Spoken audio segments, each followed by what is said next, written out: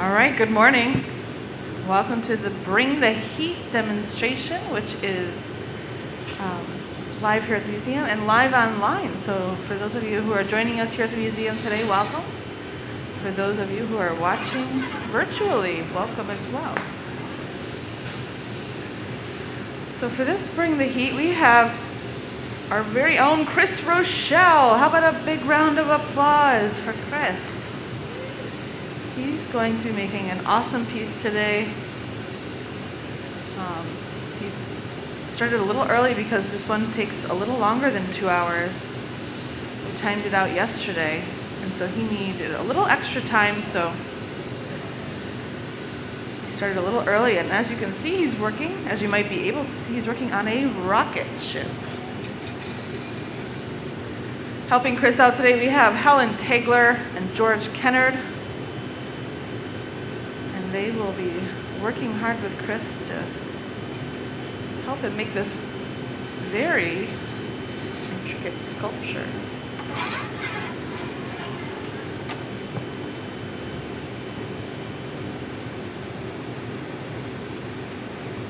I don't think it's a spoiler because I think we did advertise it on some of our social media, but Chris is going to be making an octopus today that will be latching on to this rocket ship. So an under the sea sculpture.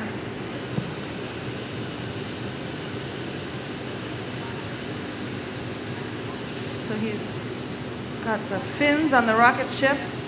The next step will be to flip this whole thing around.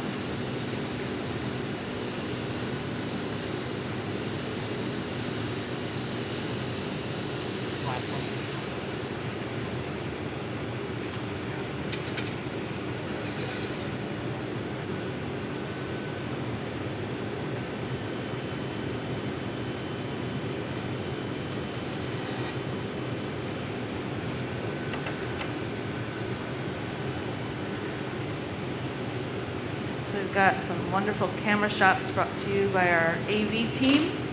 I think it's Nat up in the booth today.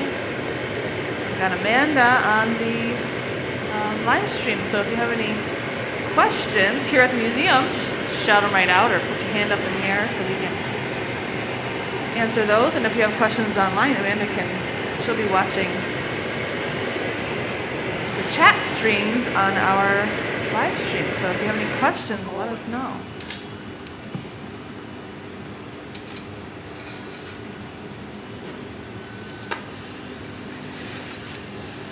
So Chris is going to heat up a little tungsten rod to the point where it starts to glow a cherry red.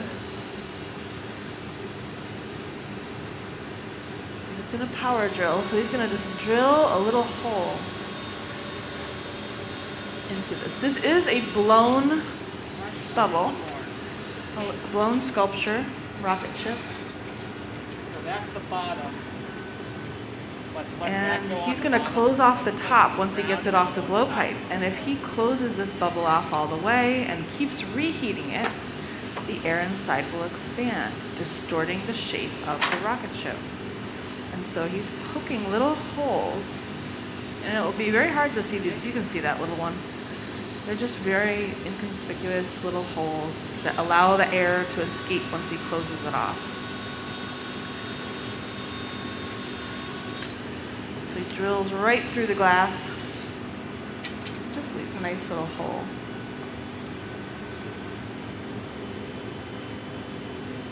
Yeah. What's that?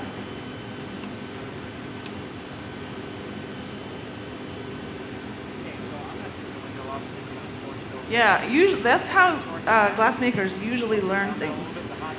Is we close a sculpture off and then we heat it up and we see it's what happens is it starts to blow up. And then as it starts to cool, it starts to go back down and you think it's okay, it'll go back down to the shape it was. But it keeps on going and it kind of sucks right in. And then you can heat it back up and it'll blow out, but same thing, it'll suck back in. And so what usually happens is you meet an experienced glassmaker sculptor and you see them poke the hole and then you're like, oh, just gotta poke a little hole in. But yeah, usually as beginner glassmakers, sometimes you have to learn things just by trial and error, yeah. Unless you're like taking a sculpture class, and they usually teach that to you.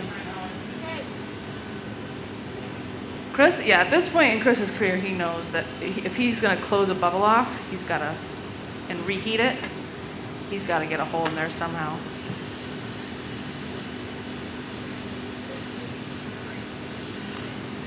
Where does Chris get the inspiration for the pieces that he makes? We were asked this question yesterday, and so I did ask him. And I said, what was the inspiration behind this? And Chris's answer was it was just something he wanted to make. For this one, he made a lot of octopus and sea life for an exhibit we did a few summers ago. Yeah. So he put together a little aquarium inspired by the Blashka exhibit. And the Blashkas were glassmakers who did a lot of scientific. He's going to add a little window here. This is a little piece of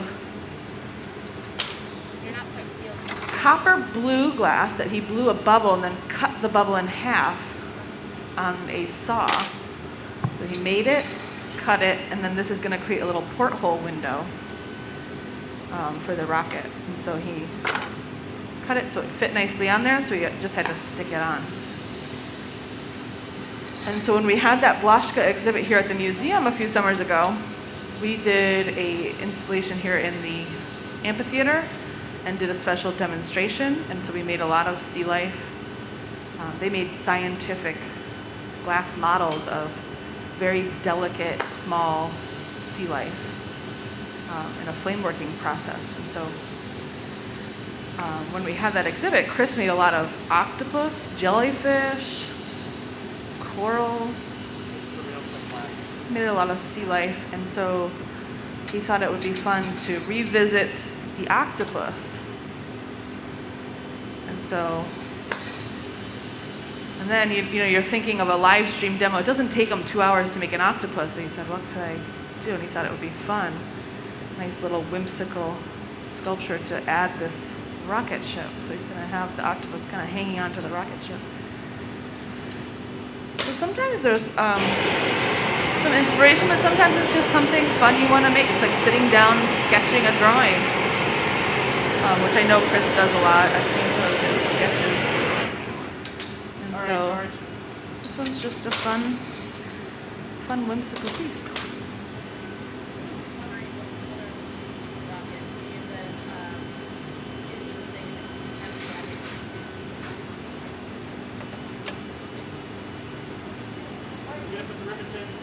Oh, shoot. Oh, yeah, good call. Thank you.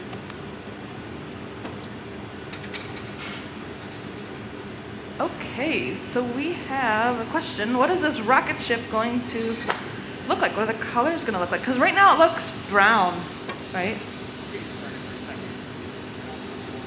He's going to add some little rivets on the outside of the window. I'm going to hold this rocket ship that he made a few days ago up next to the hot one. So we got the hot one and the cold one. So you can see those fins are going to be a nice bright red. The window's going to be that beautiful copper blue, so it'll be just these colors. But right now it looks very brown and not quite what it will look like cold. So he's using a rod of glass and a hot torch to create some little rivets around the window.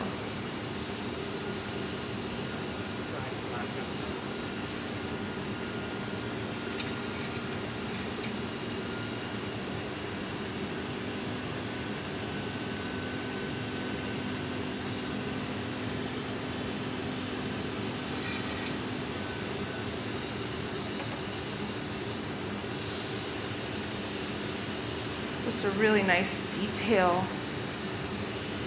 So he just kind of heats up the end of the rod of glass and kind of spools on a little button of glass. And that's a torch you would use in a flame working demonstration. Or a flame working process. Give me 1 second to work the heat back into the top. Now he's got a little kind of poker stick thing. That'll That's his technical term. He's going to heat up the little rivet and then create a little dot in the center so it kind of looks like nuts and bolts. I did. That was a big one though.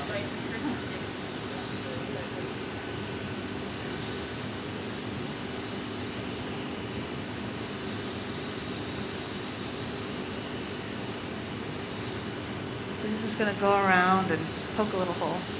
Chris, we got a question from home if you have time to answer. What advice would you give to a beginner glassmaker? Be patient. That's a good one, yeah. Be patient. You're not going to learn everything all at once. Soak everything in. And as long as you practice and keep working with the material.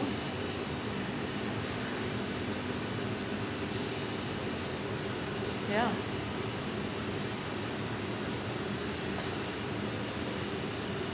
Watch videos. If you can't make it to a live demonstration, watch these videos. The more videos you watch, the more you'll pick up. And I know this firsthand, but I also have taught students who have never seen the process and who have watched it for years. So Kyle, I always use Kyle. Kyle's one of our guest services employees here at the museum. I always use him as an example, and probably Amanda too. She's here for every single one of these live streams. And every now and then you'll hear her say, "Oh, that's why they do that. Now I see why they do that." You know, it just starts to kind of click. You see the glassmakers doing these certain moves, and then sometimes you're like, if you've never seen it before, you're like, you know, you don't really think about it, but then maybe somebody talks about it, or you've seen them do it like a bunch of times and say, oh, that's why they did that. But Kyle, he was, he would help people into the demonstrations, find their seats, and just be available for any questions and things. And he stood here and watched demonstrations for many years. And then when it finally came time to take his beginning glassmaking classes, he picked it up really quick. He knew the right moves, he knew how to hold the pipe, he knew how to hold the glass to get it to stretch. He knew all the little, all our tricks, and he knew why we did everything, because he also listened to us talk about how and why we did everything. And so if you're interested in taking a glassmaking class and the classes aren't running right now, and you want to know the next step, what can you do besides book the class a few years from now, or plan for that?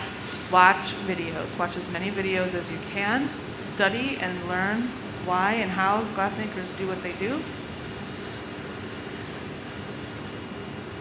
And you'll get a lot more out of your glassmaking class. So this is a punty. And there's lots of different types of punties. This punty is more of a sculpture punty. So you would never stick a punty on a goblet this hot or this hard, because it would never come off. This one has to hold for quite a while. So you can see he really pushed it on there.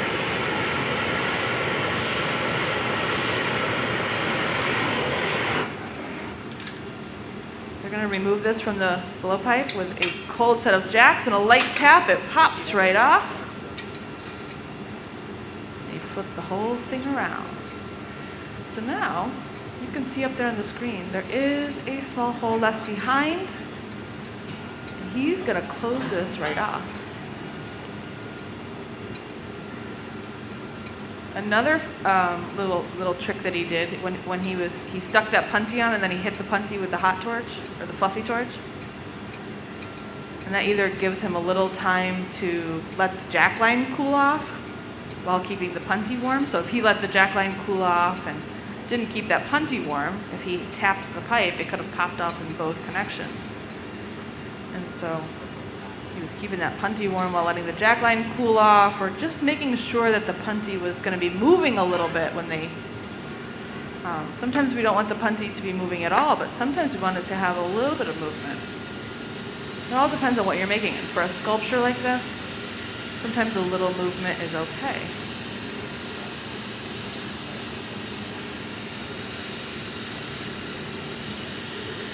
So he's going to start to preheat the top. So we went in for a flash heat, which is a quick overall heat, and then he just preheated the top there. Now he's going to go back to the heat.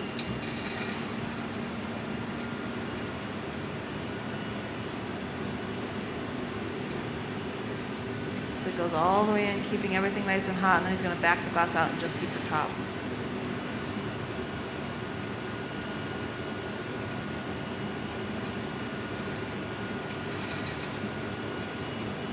Goes all the way in, so he can heat the top for a long time, but if the fins haven't been flashed for a while, then he has to go in and keep those warm too.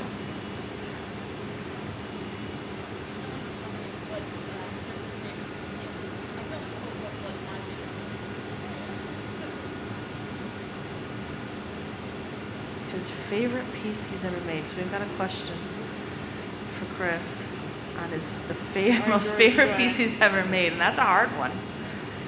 That's a really hard one. Chris, do you have a favorite piece that you've ever made?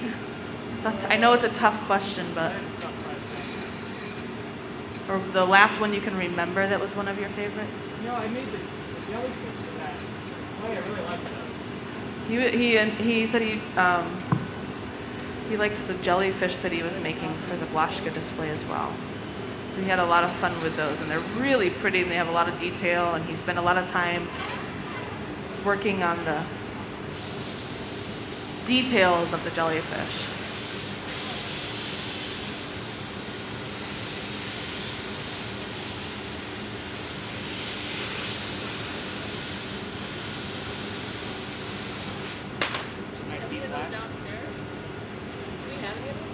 Oh, no, I have them.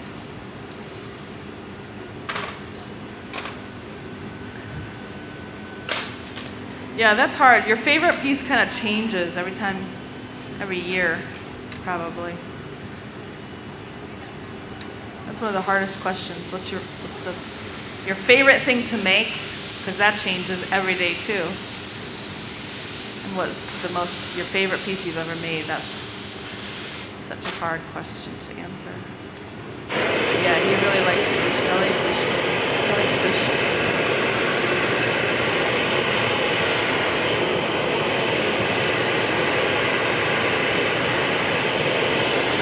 So while he's waiting for the nose of the rocket, which George is bringing over right now, he keeps the fins warm with the fluffy torch. You stick it on,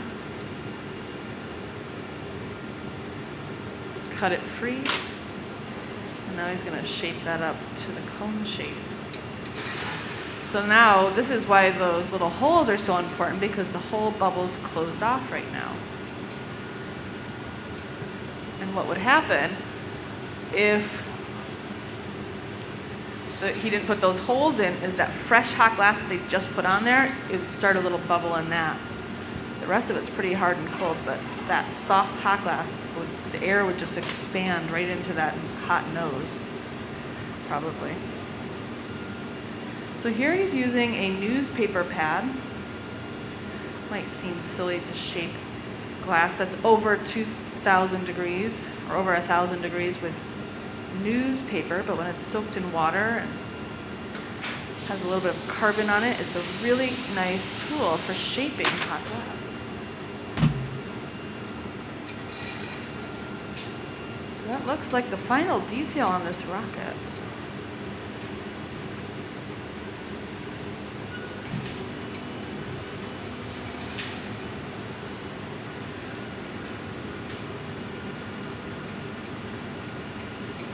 Probably shape that up once again.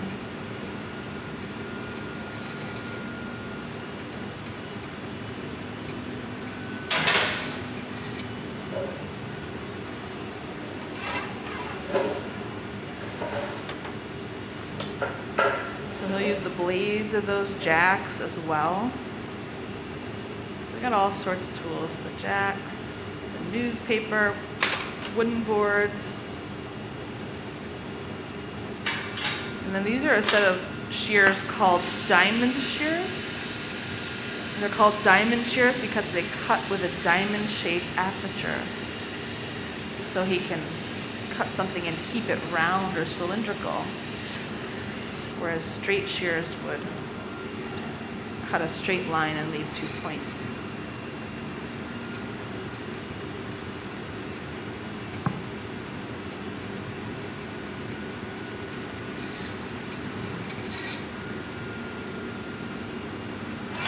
So it looks like he's stretching out that nose a little bit. I'll cut in with the jacks.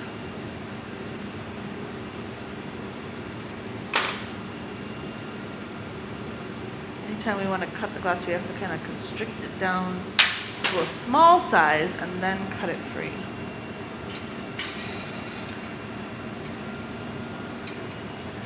So once he's finished with this rocket is going to go into an oven called a garage. The garage is kept at around 1,000 degrees, and it's going to keep this rocket ship warm until he's finished with the octopus. Once he gets all the tentacles on the octopus, they're going to stick the two together. So if we want to work on something for a long period of time, we have to keep it hot. You can work on a piece as long as you can keep it hot. And so the only other way to do that was to have one of us kind of keep flashing it in the oven.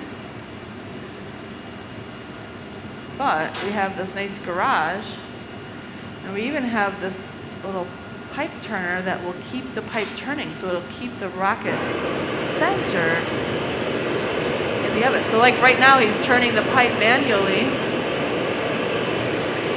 but when they put this into the garage, they'll lay it on the pipe turner and it will keep it centered on the pipe and warm. So he just kind of gave George a nice little head nod. George is going to take this and I think we'll do the same thing as we did before. This will probably pop right off, but let's, when we pull it out, put it in the garage. Push to get it moving a little bit. Yep. And maybe I'll just correct it once and then I'll hand it to her. So there's the rocket. Just to give you an idea, this will be the color. You can see the hot color and the cold color, which you won't be able to see today because we're not going to see it cold today. We're going to see it nice and hot. There, George is putting it over in the garage. So he slides it in there and then sets it on this pipe turner. And you can kind of see it spinning. It's like a rotisserie. Rotisserie rocket. You're hungry? Rocket rotisserie. Nice to cook it nice and even. Keeping all those delicate fins evenly warm and heated. Keeping it nice and centered. You could certainly leave it in there without that, but if you've got the tool, might as well use it. So now he's going to start on the octopus.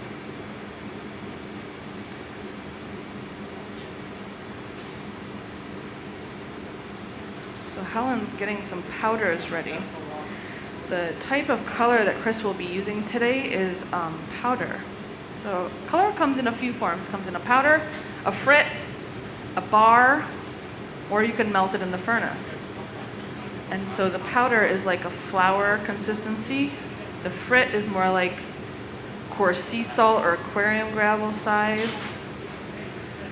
And the bar is chunks of, or rods of glass color for a more solid look. So for the rocket, he used bar color and powder. For this octopus, he's going to use mostly powder. So he gathers up a little bit of our clear glass. This is our clear glass. It's a soda lime glass. The three main ingredients are silica sand, soda ash, and limestone. And it is a clear, colorless glass. It looks orange because it is so hot. At 2100 degrees Fahrenheit, this glass is as hot as lava and moves a little like honey. It's hard to tell because he keeps this pipe turning nice and even. With the same drill, we'll let it slump a little bit. If it's moved down to honey, that's great. And so it doesn't drip off the pipe, but if he were to stop turning this pipe for just a second, that glass would start to drip right off the end of the pipe. And if he had left it long enough without turning it, it would drip right off the end of the pipe.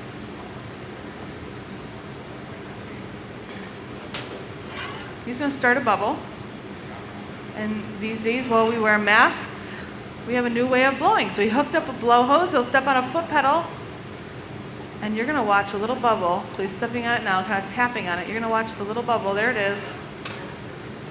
Shoot right out of the end of the pipe.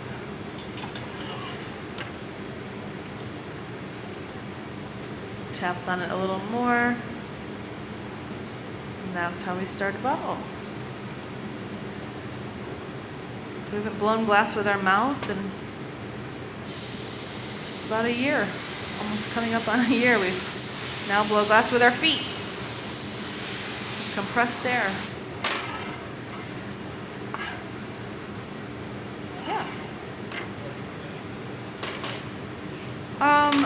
Yeah, for a while. And then, once they drop the mask requirement and it's safe to not wear the masks, some of us will keep using the system and some of us will go back to the way we did it before. So we're looking forward to having that system in our toolbox. Not a required tool, but a tool in the toolbox. There's a preference. I don't think anyone prefers the blow hose. For certain things, they might. It is harder to control. You're taking a lot of the... So when you blow through the end of the pipe, you can feel if it's going in hard or soft. And when you use this system, you step on the foot pedal and you have to wait and see how fast that bubble comes out. And so there's some feedback that you get. And you can adjust a little quicker. So it takes a little... Usually once you've blown it up too much with the foot pedal, it's too late. But if you start to blow through the end of the pipe and it seems way too soft, you can stop blowing immediately or lighten the pressure. With this system, you can lighten the pressure, but you have to reach behind you and turn a little knob down. And so I think there will be times where it'll be helpful and useful.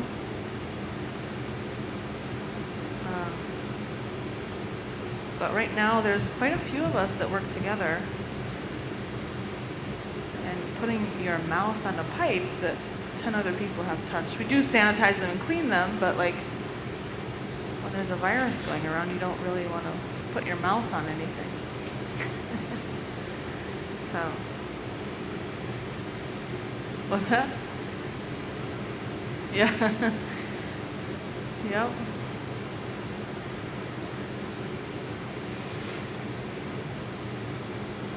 But it works really well. The only trouble we have with it is the blow hose. Always being hooked to a blow hose and getting it tangled around the bench, getting it tangled around your leg, not being able to swing the pipe around as much as you used to do. And so it's kind of just you have to adapt the way you work. And at this point, we've used it for about a year now. We're pretty accustomed to it. There's days where we get tangled into it and you get frustrated, but for the most part, it works. We have new ways of kind of moving around the shop. But I will say, the first 2 weeks that we reopened the museum and had to demonstrate with the hose, the demonstrations were very awkward. We did a lot of untangling. Usually the assistant was standing right next to the hose to get ready to untangle the glassmaker from the hose.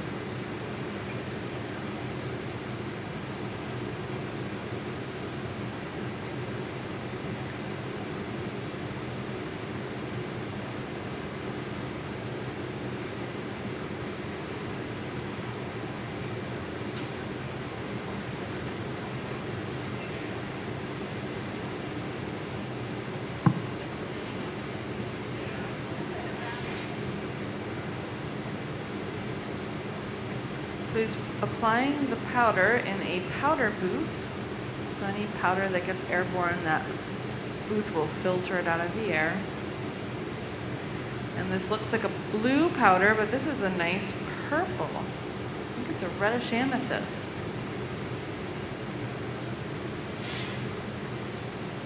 So this will give a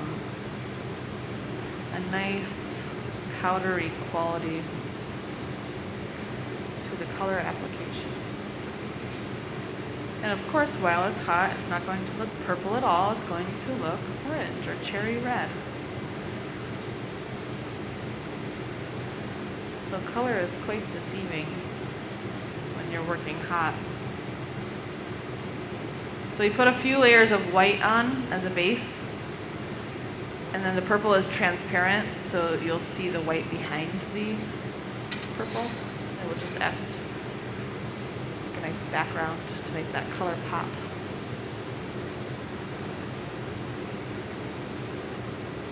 So he's come back over here to the other side of the shop, so I think he's done with the powder for now.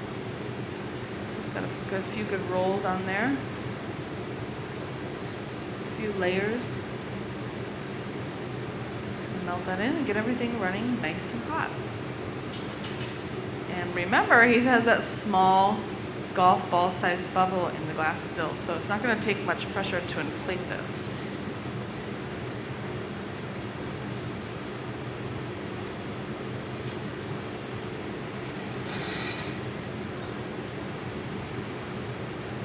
So he'll shape this up. Hooks up the blow hose, grabs a block. These are wooden scoop tools called blocks.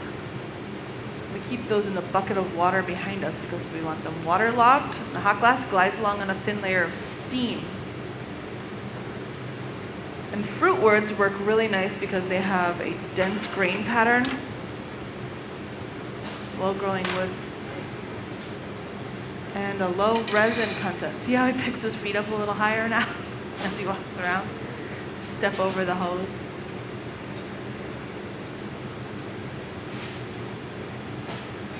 Because he knows if he doesn't step high enough, that'll wrap right around your leg. And one of the important things about glass making is being able to move really quickly, especially once you have all the heat from the furnace. Your main objective is to get back to the bench as quick as possible to use all that heat. And if you're, untangling your hose and the glass is moving around like crazy, things get pretty hectic.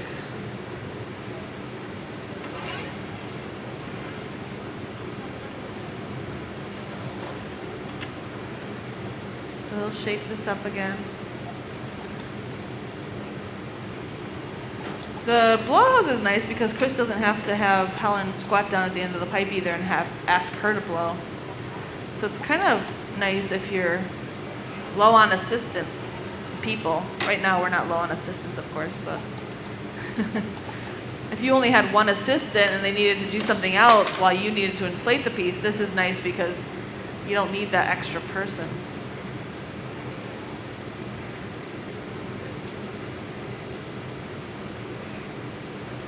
So here we've got, you can see he's kind of starting to stretch out. This is how you would start a long neck bottle. But it's also how you would make, or how Chris would make, the head and the neck of the octopus.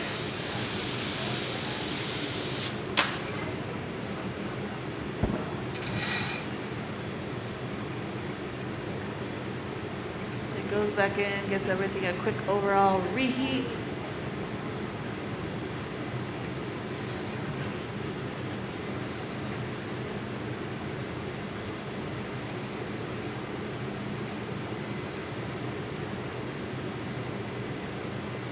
One of the reasons this camera view is so nice is because a lot of the time that we're working, we're heating the glass in the oven. So it's so nice to see what's going on inside that oven.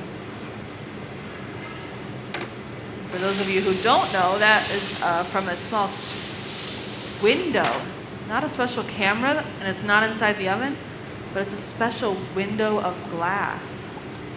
in the back of that oven. It's called fused silica, and it was developed here in Corning in the 1930s.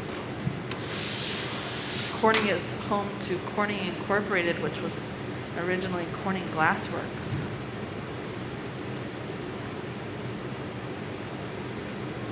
Where lots of glass has been developed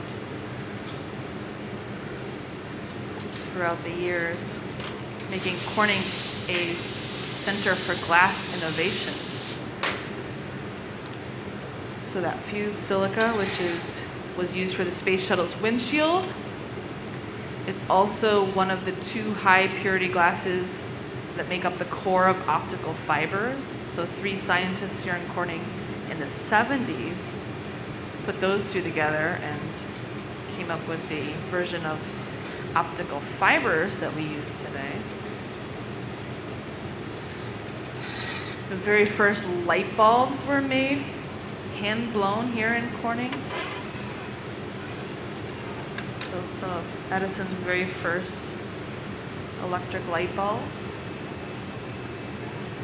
Corning ware, Corel.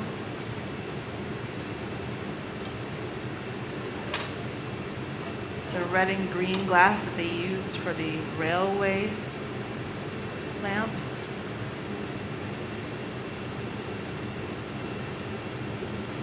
Lots of different types of glass.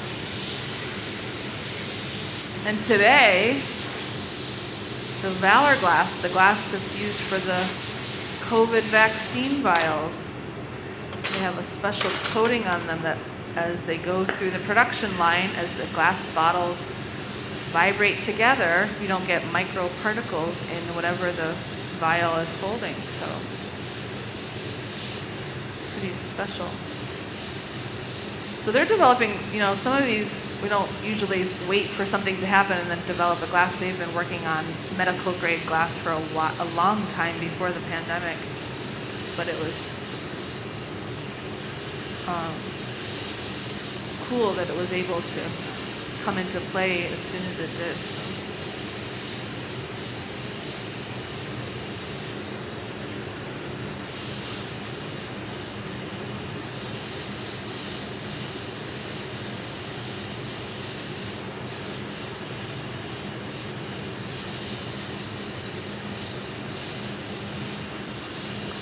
All the things that we don't think about on a day-to-day basis, like glass windows and windshields in the car, keep us warm, protected.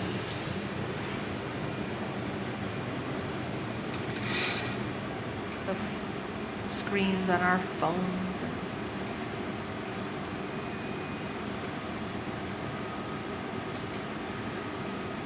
The bottles our vaccines come in to keep us safe.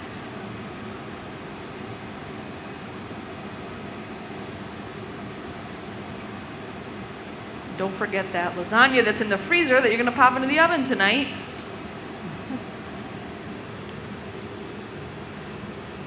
Pyrex.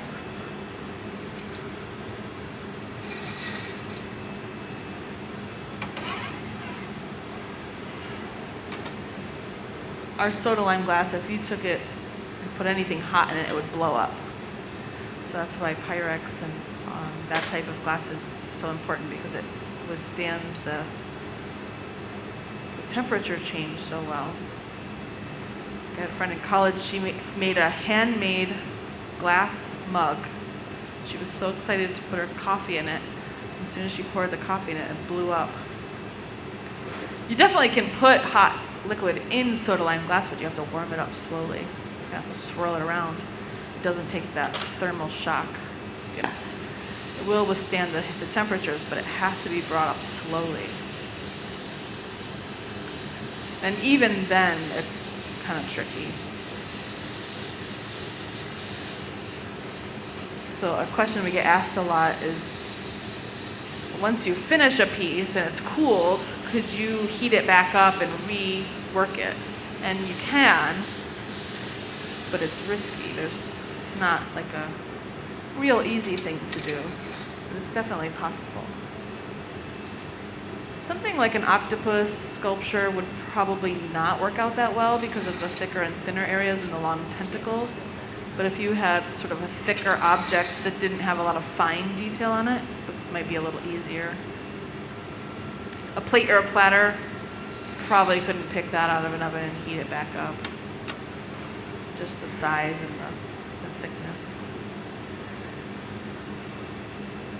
So Chris is working on the eye sockets. He let the glass kind of fall. He used gravity to let that head kind of fall off center. So he got it hot and kind of shook it so the glass kind of pulled down. And now he's working on the eye sockets. And earlier today he made some really detailed eyes that have some gold color and black line in them. And then he's going to add, right before he adds it to the octopus, he's going to apply a little sheet of silver leaf, which will make them shiny and reflective.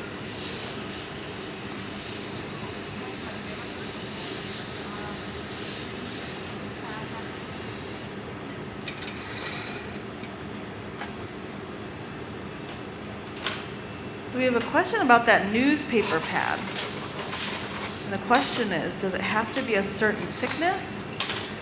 And do you put an adhesive layer in between? I'll start with the adhesive layer. No adhesive layer. It just is folded paper. So we take the newspaper and we get about 6 or 7 sheets opened up flat. And then the thickness and the size is all preference. Usually we like it to cover our whole hand. That's ideal.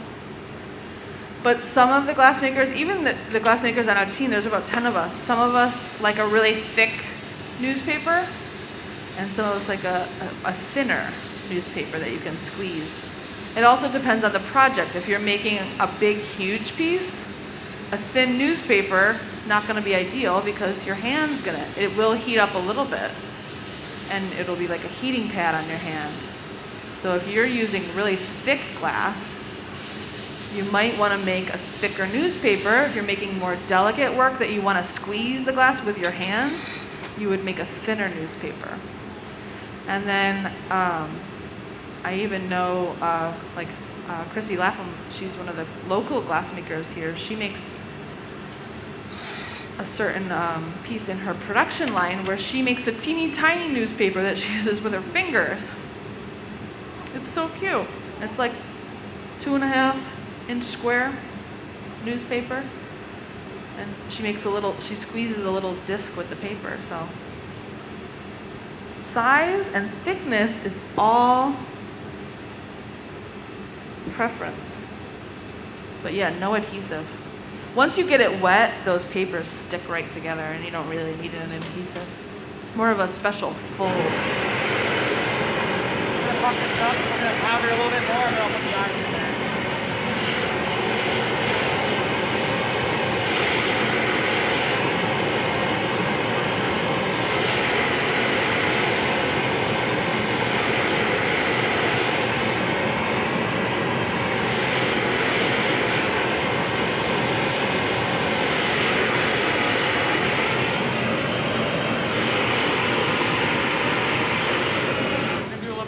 Around the eye.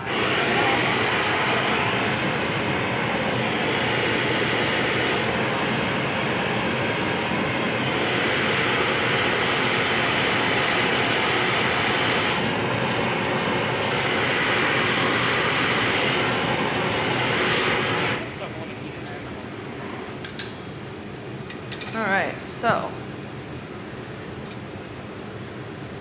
we've got the sockets, and he's kind of pulled out the structure for the eye socket.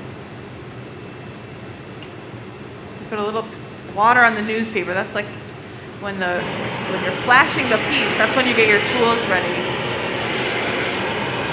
Put wax on your jacks, heat up the jacks, put water on your newspaper.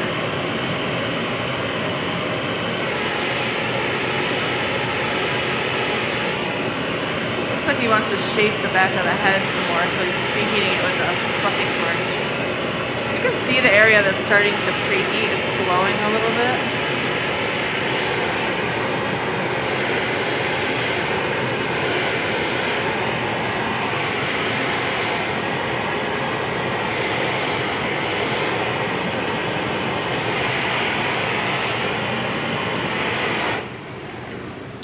There is a little bit of reduction that happens, but that goes away.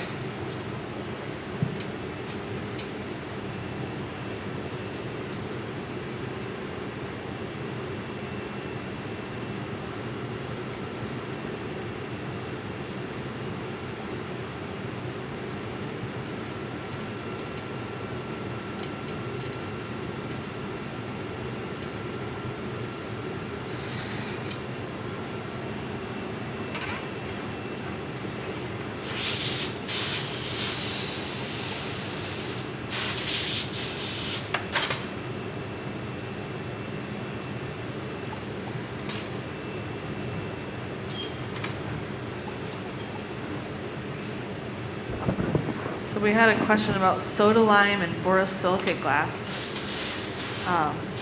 and why borosilicate glass.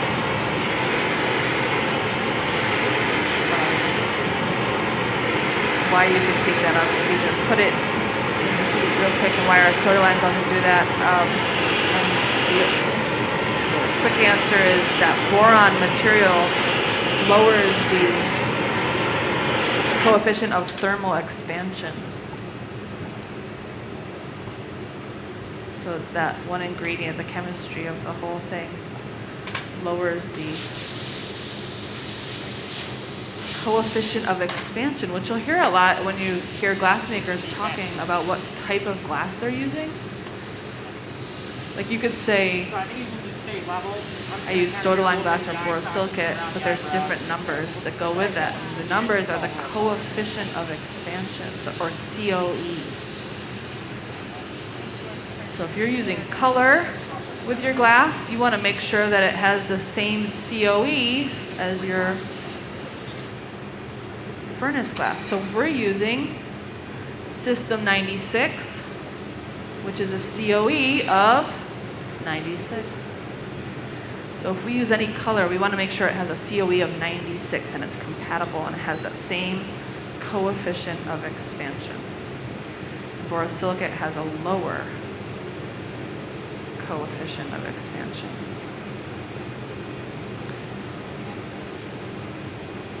So they're adding a little more powder to the head. This time they sifted it on. So instead of, at this point, it's not hot enough to roll through the powder. You saw him rolling through the powder earlier where it was hot and gooey, it will stick. He can't really roll this colder glass through the powder. It'll still stick, but he has to kind of sift it on. Just want to do a quick side check. And that'll leave a nice textured look to the octopus's head. For those of you who are just joining us, this is Chris Rochelle. He's the featured glass artist for our live stream event called Bringing the Heat. So today, bringing you the heat is Chris Rochelle. Assisting him is Helen Tagler and George Kennard. So right now, the only assistance he needs is Helen. George is actually keeping an eye on the rocket ship that's in the garage. Helen's heating and holding on to the pipe, and Chris is going to apply the eyes. So right now he's making the octopus. And so on a glassmaking team, there's usually one person in charge. It's like, you know, the plane has the pilot, your ship has the captain. You need someone who's in charge, because if you have too many cooks in the kitchen, we know what happens then, right? Everybody's screaming at everybody. Everybody knows how they want to do it. So usually there's a leader on the team, and in this case, we call the leader the gaffer. They use the term in movies as well. The lead lighting designer, the person in charge, so the gaffer. On the glassmaking team, we call it the gaffer as well. It's just an old English term, kind of referring to the oldest, wisest member on the team, or the grandfather. So he's applying the eyes. These are some really special eyes that he made earlier. So he put a lot of detail in them, and he's just gonna break it off and put it in there. It'd be really hard to get all that detail by sticking a blob of glass in there and drawing it on. So he pre-made them. And right before he sticks it on, I don't know if anybody caught that, but in that tray,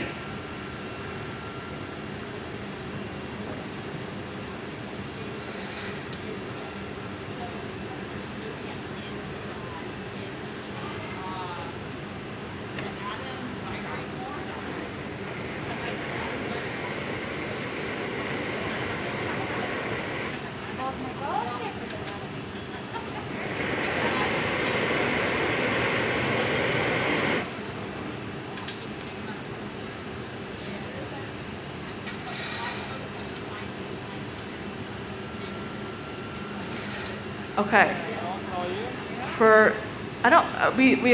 I'm sure Amanda let the person know that answered this question, how to find this link, but if anyone is more curious about the difference between soda lime glass and borosilicate glass, and you want more information about the science, there's a blog post written by Dr. Jane Cook, and the blog post is called, what's the blog post called? The Science Behind Pyrex Glass, and that'll give you a really good explanation about sodium and atoms and all the fun things, all the glass chemistry, anything you could ever want to know about that.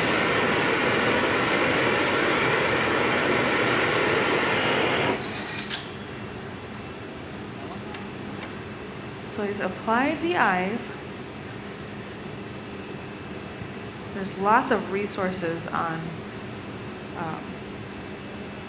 our museum has to offer. We've got the library, the Reiko Research Library. So if you've ever come up, you need some glass answers, I'm sure they have it. But if you're looking for something a little more accessible, you've got the blog posts, you've got the collection to look through. Answers you could ever want, you can find just on our museum's website.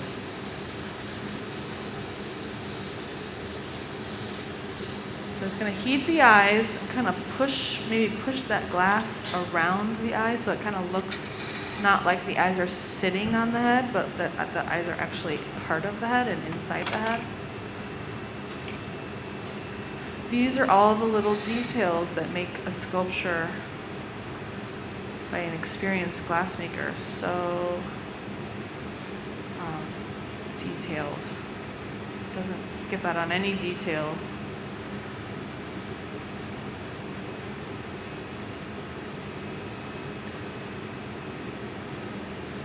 And he's using one of our favorite tools, which probably all of you have at home. It's a butter knife. The butter knife is a smaller version of a glassmaking tool called a tagliole. So it's like a kind of metal spatula, but it's thick. And it's really good for sculpting, large, solid bits of glass. And when you want to do some really fine detail work, the butter knife is just like the tagliole, only a smaller version. It doesn't cool the glass as much because it's a little thinner. And so most glass sculptors, you can probably be sure they have a butter knife in their toolbox. They probably have a couple of them. They might have one that kind of bends a little bit, a little thinner, maybe one that's a little thicker, maybe one that's sharpened to a point.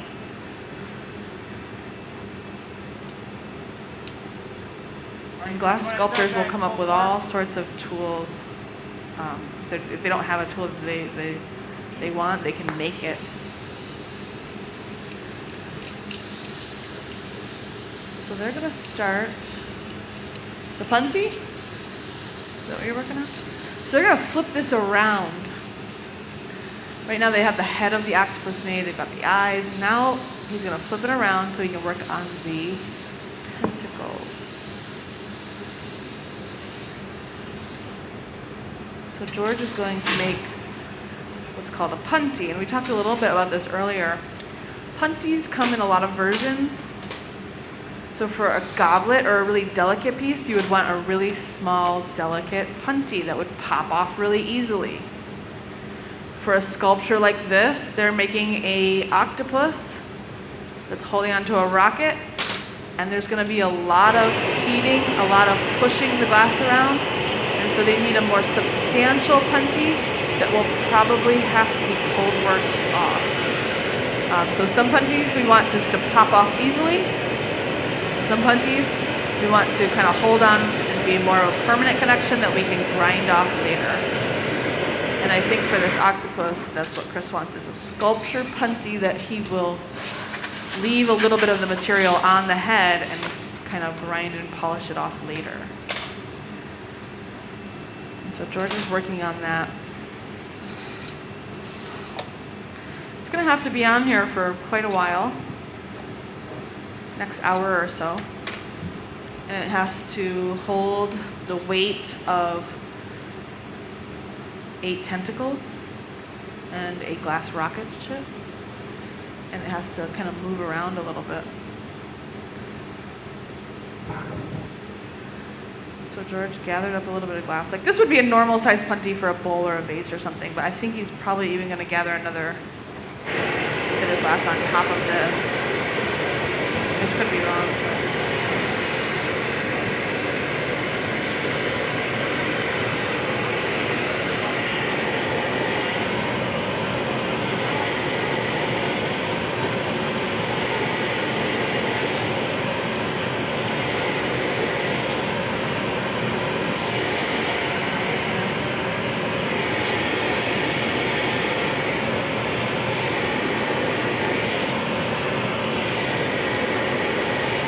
one of the most common questions we get asked is, how do people get into this?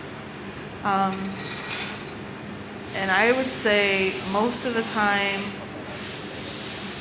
you try it once and you don't expect to, like, you just say, oh, let's try a glass blowing class for fun. And you get hooked.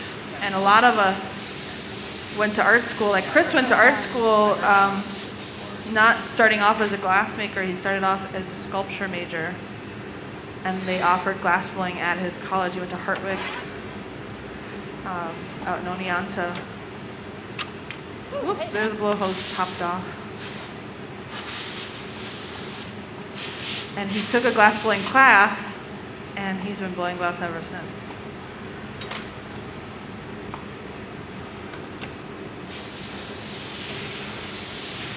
George got a job in a glass shop right out of high school for a glass artist.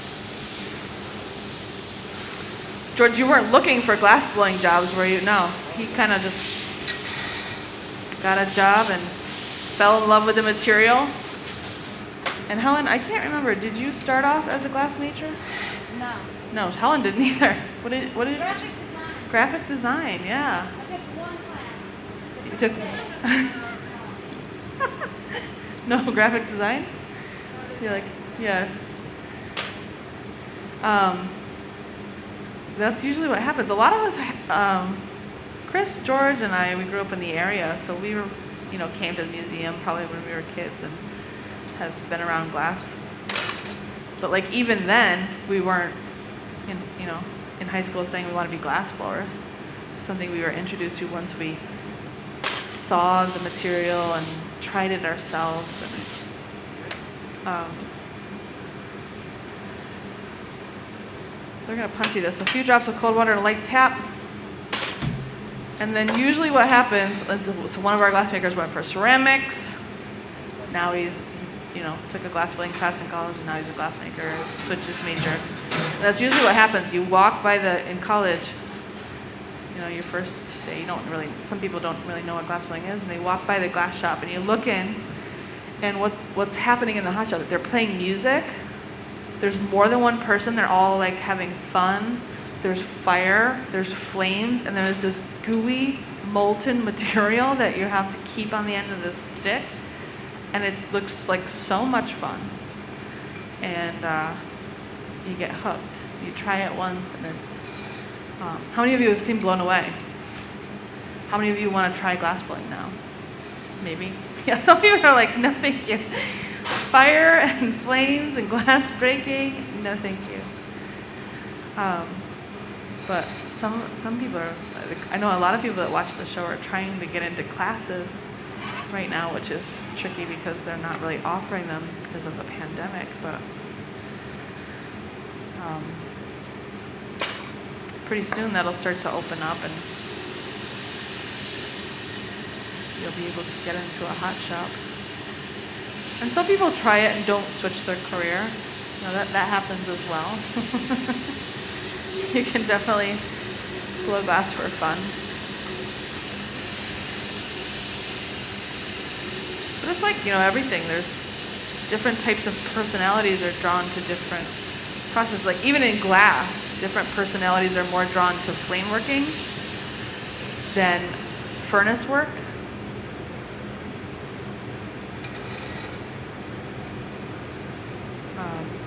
There's kiln workers and cold workers that don't like to blow glass.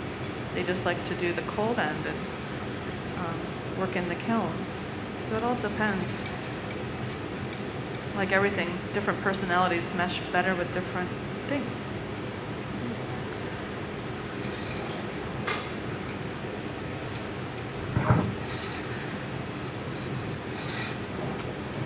So Chris just did this, and it's kind of one of our universal signals for I need a paddle. So I'm just going to hold this wooden board. Do you want me on the top or the bottom? So we're kind of just trying to thicken up the neck here. So we use this wooden board to kind of push against the glass. He's staying on the inside with the jacks, which keeps the neck nice and round.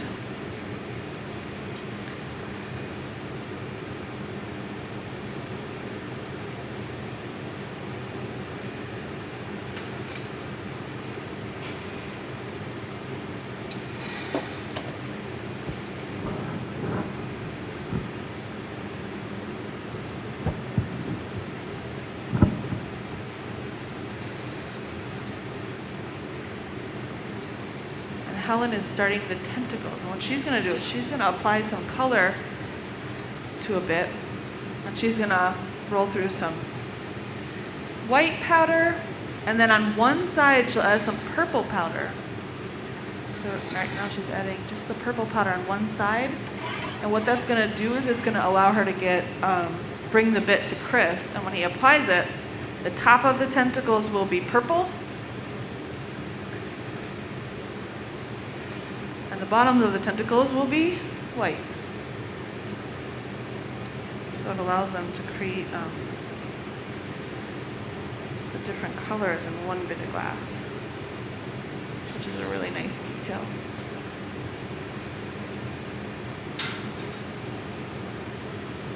So she will heat this up, bring it over to Chris, and Chris is going to get 2 tentacles out of one bit.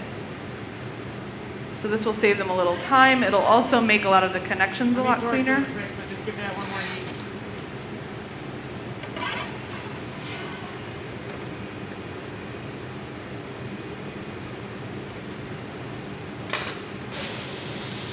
So he kind of opens that up the way he wants. There you go, anytime.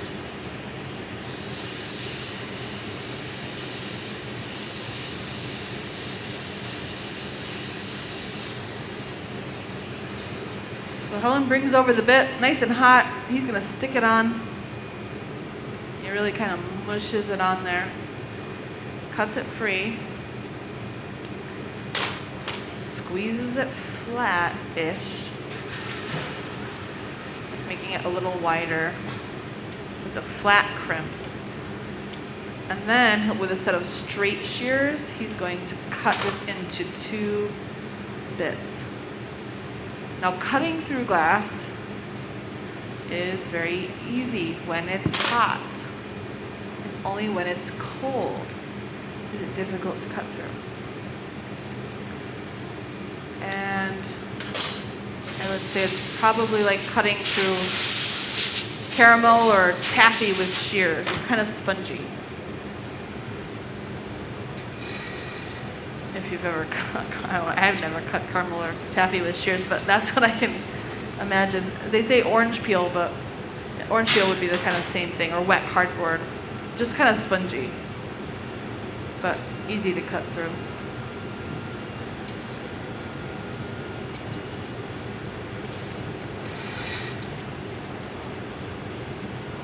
But it goes from a very soft, spongy material to a material that's cold and rigid in seconds. So even right now, it would be it would be a little harder for him to cut through.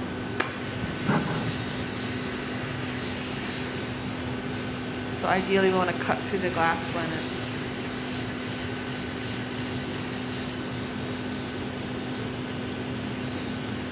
glowing and moving around a little bit.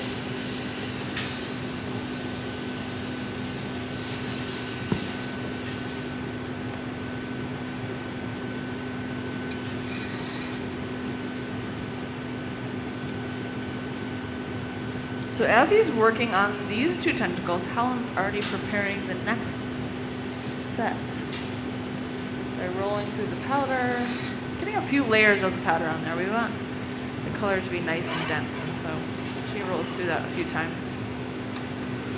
And then Chris is going to start to stretch this out. He even like kind of crimps in between, which gives it sort of that webbing. All these details are really nice with the... He's made quite a few of these and probably does it a little, when he first started out kind of making them, he probably did a little different every time, and eventually it gets to the point where you get this really beautiful, detailed piece. Yep. Close the right door and open the left middle door when I come out. Yep. Thanks. I should keep it like that for a little while.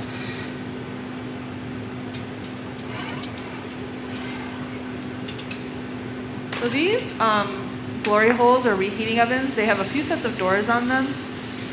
And as these pieces become less round and more awkward shaped, sometimes it's nice to open up different sets of doors. You do want to keep most of them closed to keep a lot of the heat in and give yourself room. But like now, instead of having just a smaller hole, he'd rather have a longer opening on one side.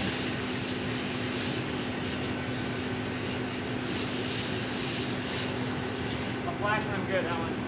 So when they stick two bits of glass together, we do like the glass to be hot connections. And so he heats up with the hot torch the area that he wants to stick the hot blob on. That just makes sure it's a nice, good seal. Hot to hot connection. Because a hot to cold connection makes sort of a weaker seal. Stick it on. He's going to go through all those same steps. Smushes it on there, cuts it free, squishes it flat-ish.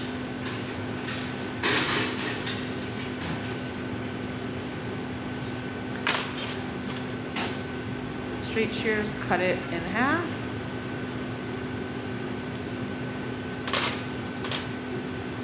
Diamond shears allow him to grab a hold of it and kind of pull it.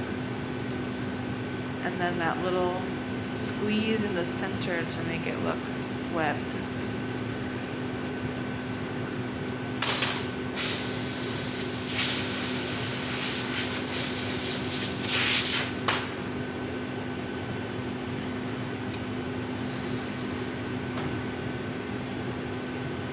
And those rose petal tweezers that he uses to make the webbing, those are a special tool of Helen's that she bought from a glass sculptor, Jason Johnson, who made them specifically for the work, the sculpting work that they do. And so even tweezers, we have special tweezers, like ones with flat, rounded tips. Like the standard tweezer, it looks like the tweezers that you would, use to pull a sliver out or something. They're kind of pointy.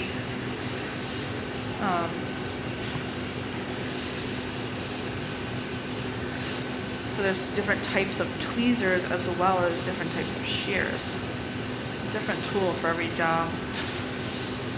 Anytime you pinch or tweeze the glass, you're going to leave a little bit of a tweezer mark. And so if you have pointy tweezers, it'll leave a pointy shape, but if you have that flat kind of rose petal end on your tweezer, you can create a flat spot.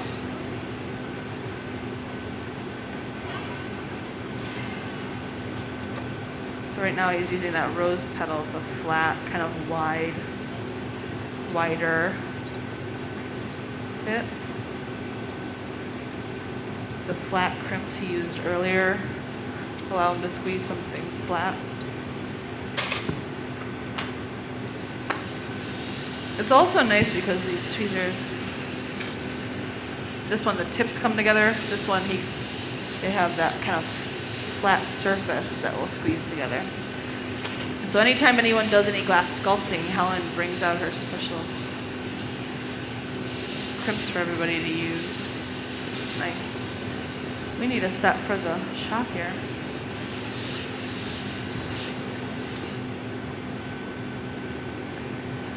There's a handful of tool makers, glass tool makers.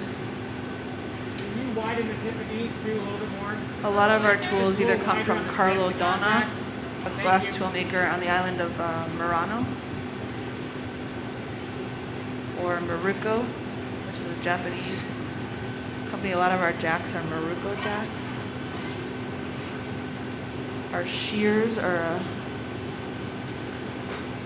cutting edge. We like cutting edge shears. So usually we got different kind of tools from different shops. Some people like all the same tools from the same shop, but some people like we prefer these shears, but we would maybe prefer their jacks or something. So lots of different tools, and then there's our handmade tools.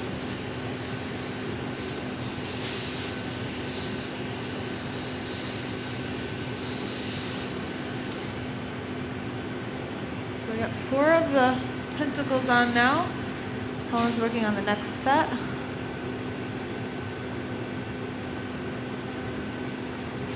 Any questions so far? No? Let us know. Yeah.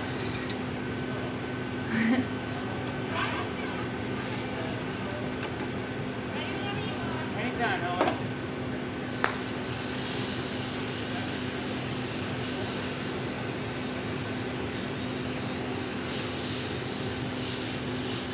Yeah, so there's a little less purple on the tentacles than the head. So the head is a little darker purple. Once they get all these tentacles on there, they're going to go back to the powder booth and kind of sift on more purple. So it'll be closer, but it will still give it sort of an ombre or a faded, kind of faded look as well. But he used the same kind of powder. He applied more coats, I think, of the purple. Also, the head wasn't stretched as much. Like this one, he's kind of sticking on and stretching a little bit, so the color thins out a little bit as well. So that has a little bit to do with it. He could definitely have her roll through the purple a few more times, but I think he likes the way they look up. He usually tells, like I didn't hear it too much today, but in days leading up to this, when he was practicing, he was telling them 3 rolls in one color, 1 roll in the other color. So it's very much up to Chris. Like he could say 3 rolls in the white, 3 rolls in the purple, but I think he told her 3-1. She only rolls in the purple ones.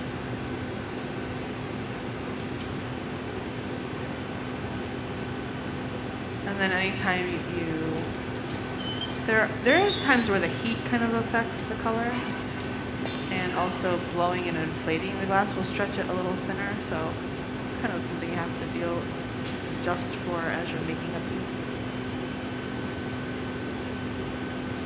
They're definitely going to apply more purple to the tentacles once they get them all on there.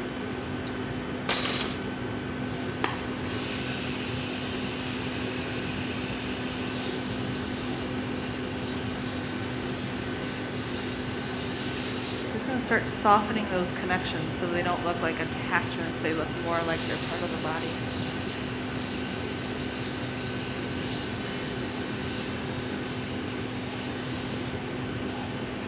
And then he's not going to stretch the tentacles out just yet. He gets them all on there, and then when he gets them all on there, then he starts to stretch them out. Because he's having to reheat so often, if he stretched them out and got them into the shape that they were, every time he went back into this oven, they'd lose that shape and they'd lose that position. So he's going to position them once he's got them all on there. And I think he actually even positions them after he sticks the rocket on as well.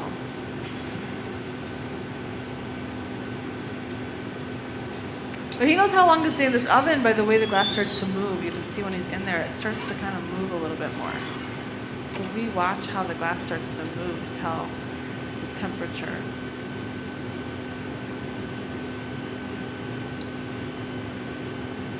Uses those nice crimps to create that webbing.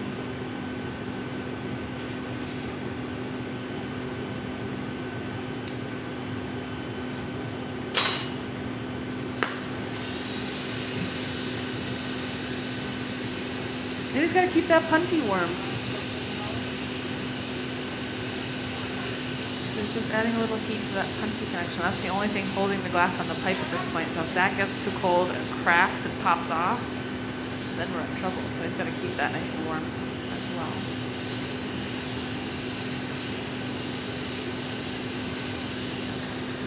All right, so she just applied the purple.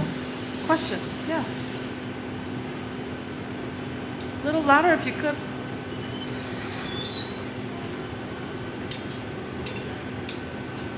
Yeah. Yep. So this is an octopus, and over there's a rocket. But this piece that Chris is making, he's gonna have the octopus grab a hold of the rocket. Yeah. So once he gets all the tentacles on there, they're gonna stick the two together. But it'll probably happen about 30 minutes or so. Maybe quicker, sooner.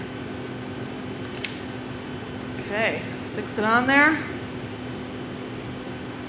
stretches it up.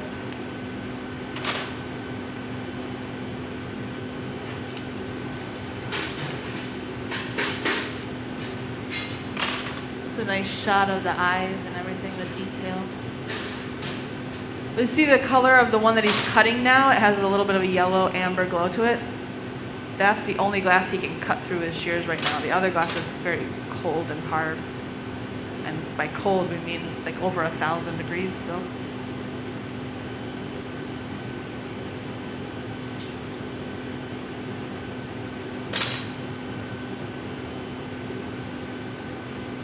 So earlier at 10 o'clock, he made a rocket. The rocket is in the oven here, kind of on a rotisserie, staying nice and warm. Once he gets all the tentacles on there and ready, they're gonna pull the rocket ship out of here, stick them together. Did you know hot glass is sticky? It's kind of weird to think of glass as being a sticky material, but when it's hot, it's very sticky. But it only sticks to other hot things. It doesn't stick to cold things.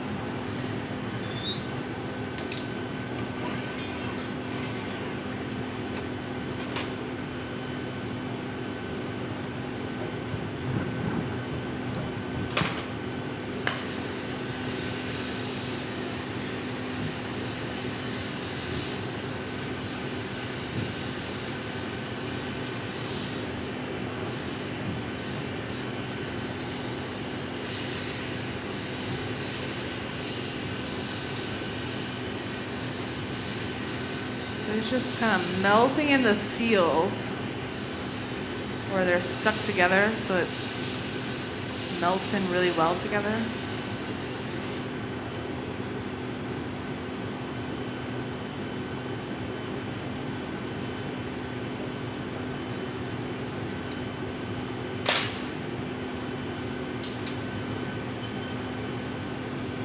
What do you think? How's he doing so far? Got a lot of thumbs up and some quiet golf claps. You guys don't have to be so shy.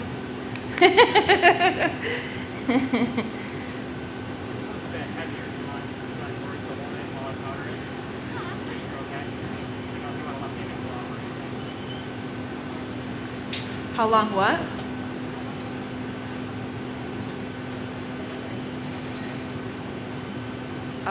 This piece, 24 hours. Or 16.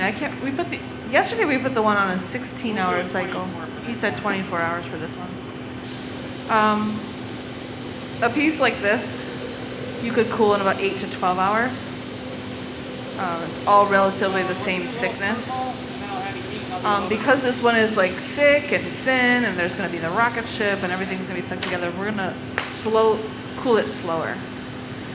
So all glass that's made like this in a hot process has to cool slowly over a period of time, whether it's 8 hours or 11 months.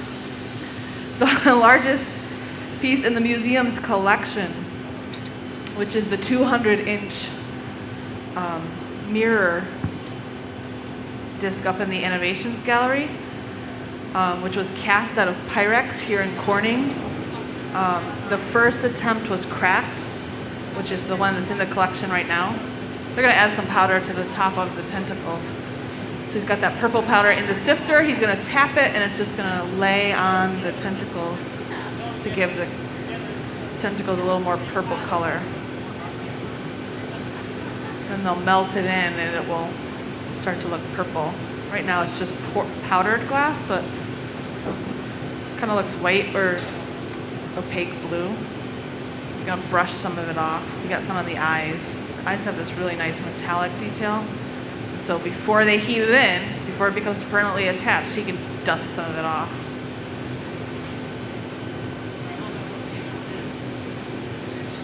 So they cast a big piece of Pyrex glass that was meant to be used for the mirror for the Hal telescope at Mount Palomar. It was cast here in Corning, right over in Centerway Square, actually. If you go over to Market Street, there's a square and a tower, clock tower and all that. In that square, they built a special oven, and they cast that big 200-inch disc. It weighs 20 tons. And then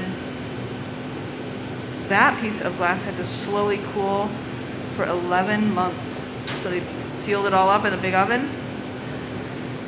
The first attempt at the casting, it did crack, and that's the piece that's in the collection right now. You can see it on exhibit in the Innovations Gallery. It just looks like a big honeycomb disc, kind of.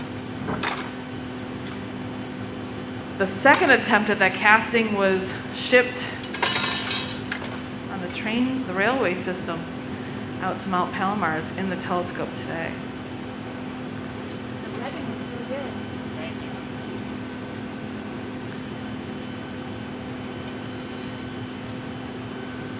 So a piece like that had to cool for 11 months. The 100th paperweight to our collection was made by Josh Simpson. Weighs 100 pounds. Solid glass. That had to slowly cool or anneal for I think 3 to 4 months. So annealing is based on not size but thickness. We want the outside of the glass to cool just as fast as the inside. So if you cool it really fast, glass cools too fast, the outside cools faster than the inside. And what that does is it creates stress in glass. So every now and then you hear a story about somebody who had a vase and it sat on their shelf for years and one day it just blew up. And that is unannealed, it was improperly annealed glass. And there's no there's no way to say oh, it's gonna blow up in so many years. But once that stress becomes too great, it'll just blow up. There was a piece of glass that I had in the shop and I saw it on the floor and I liked it. It wasn't annealed, it was just a piece of glass that was cut off on the floor. And it was around the shop for a couple months, and so I was like, oh, I'll just take it home, because it hasn't blown up yet. And then one day, random day, my sister was like, what was that? And I look over and I was like, oh, it was that unannealed piece of glass I brought home. It was only tiny, it just kind of popped apart, a few pieces.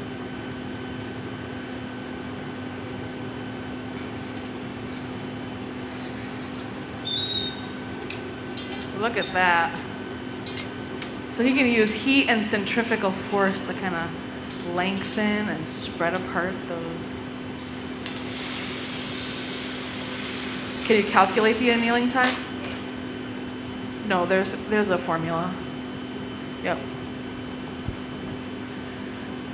I mean, for like a piece, for most of these pieces, we could say, you know, Yeah. Do you want glass? so many hours. But if it was like a really big piece, then you'd have to, there's a formula for it, yeah. All right, they're gonna cool off this pipe. These pipes do get hot. They're made of stainless steel, which is a fairly poor conductor of heat, but they certainly do get hot.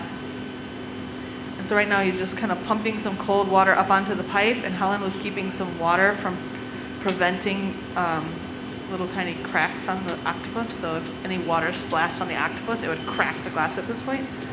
So she just kind of held that towel there so if any water did splash up on the piece. All right, so George is going to start to heat up that, he's going to start to heat up the rocket.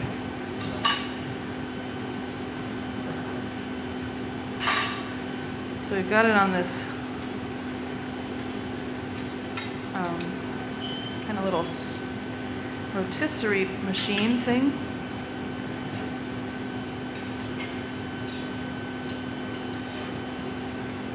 And now he's going to turn it manually all the way. You want this one in?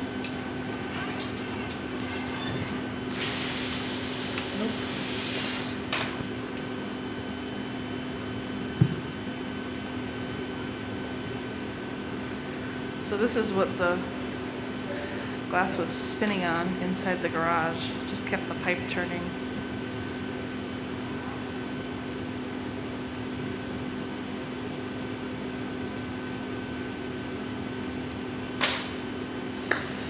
So we had a question about how often do we have to replace our blowpipes? We don't replace them too often. We do send them back to get straightened because sometimes they can bend. But most of the pipes we've had for quite a long time, and we don't have to replace them, but we do get them straightened. Sometimes if they do have like a thicker head to them and a thinner bar or rod, and sometimes the weld will come undone, so they might have to be re-welded. So I would say they'll last a lifetime as long as we maintain them properly. All of our glassmakers currently have, not all of them, most of us have at least 15 years plus experience. And so at this point in our careers, we don't misuse the pipes. But if you were working in a public access studio with a lot of beginners, the pipes get a lot of a more rough use. And so those pipes have to be replaced or repaired more often.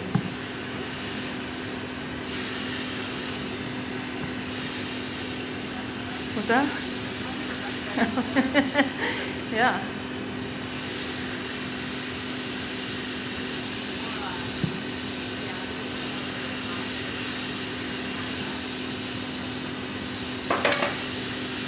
Yeah.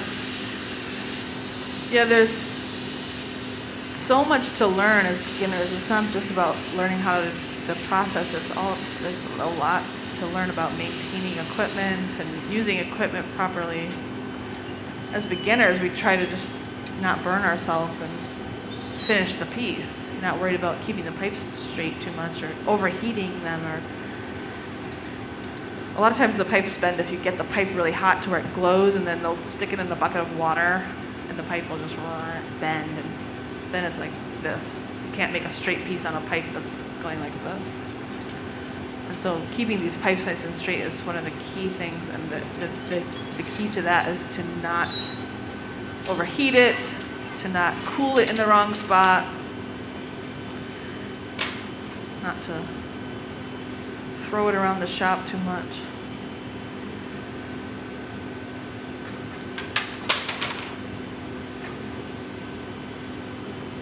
So you can see he's starting to stretch these out one by one.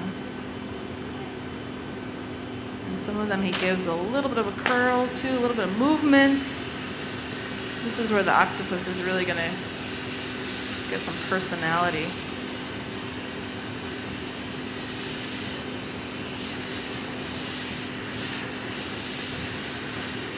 So George is heating up the rocket. He's got to heat it up the rocket in this garage before he comes over here to the glory hole. The garage is kept around 1,000, a little over 1,000 degrees. This one's kept at 21. And so even taking it out of here and putting it into here is risky, that 1,000 degrees. You kind of have to heat it up quite a bit. Like right now he's got it, the burner is on the left side of the garage. So this is the hot side of the garage, and then there's a colder side. Right now he's kind of holding it right in the flame on the hottest side of the garage.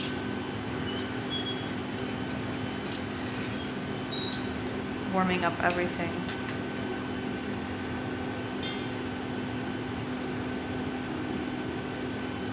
As Chris is getting these tentacles ready.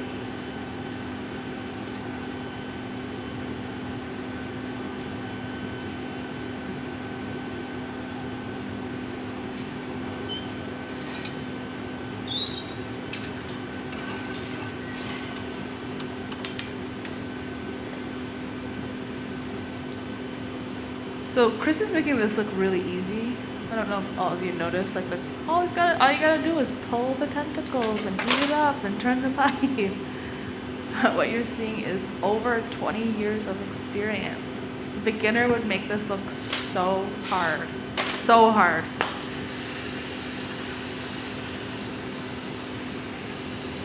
We should have a beginner glassmaker demonstration just to show you how hard it is. You can see just how difficult it is.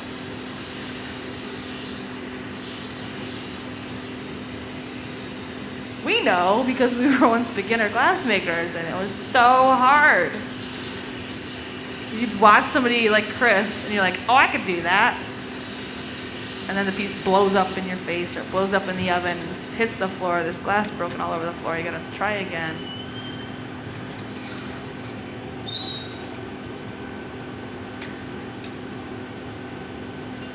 The trickiest part for beginners is getting it hot in the oven and then getting back to the bench without those tentacles falling in on themselves. So Chris has got these muscle movements and this way of moving that will keep everything even, and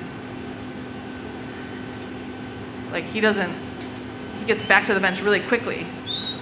You see he doesn't really look where he's going.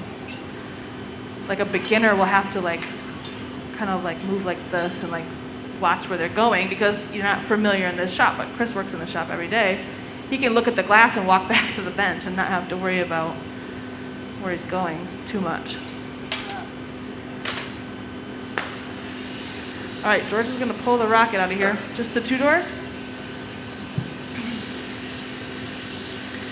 Out of the garage into the reheating oven.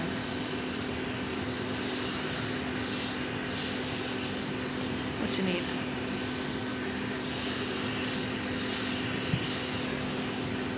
You can usually tell where a glassmaker is going to go. They kind of look to make sure that the path is clear, to make sure that the tool they need is there or the torch is on.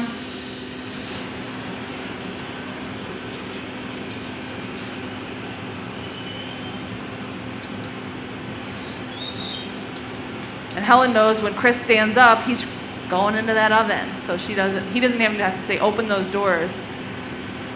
She knows exactly what he's doing and where he's going.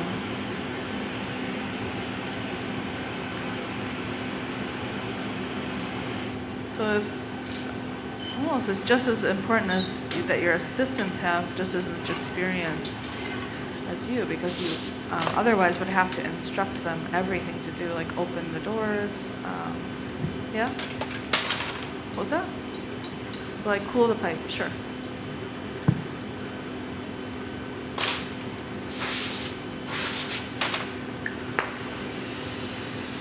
So this pipe, because it's been in the garage,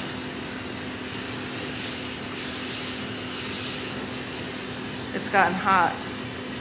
So George is going to cool it off in this trough of cold water. We're going to make sure that no water splashes on those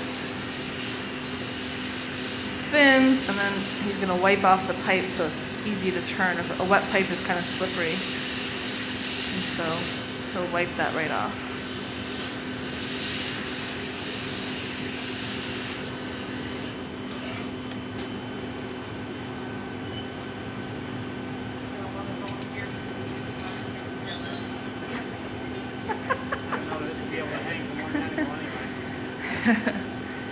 We have a lot of people that watch these live streams. I don't know if you guys know, but we're live streaming on the internet right now.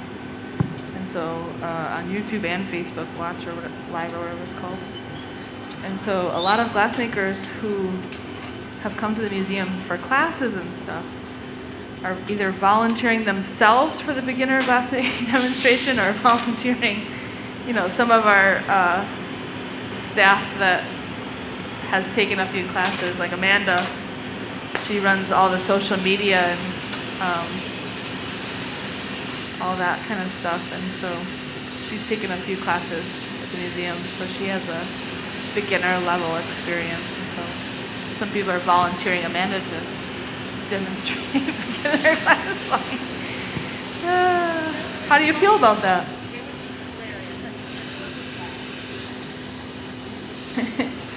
Yep.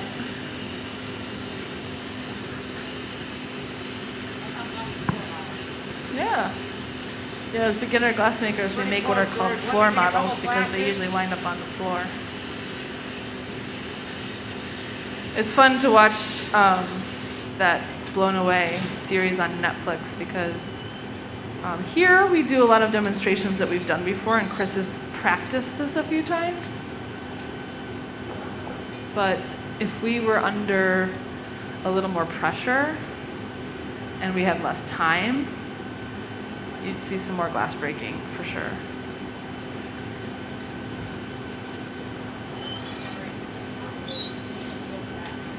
Yeah.